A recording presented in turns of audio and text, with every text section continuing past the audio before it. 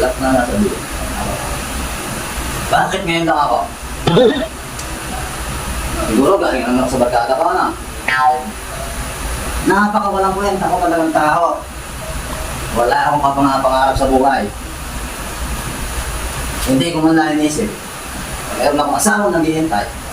At meron akong mga anak na nagugutom. Wala man lang ako iniwang pera. Wala akong pera. Wala. Puro barkada ako. Puro bisyo, inatupag ko. Sana hindi na lang ako nag-asawa. Buhay binata ako.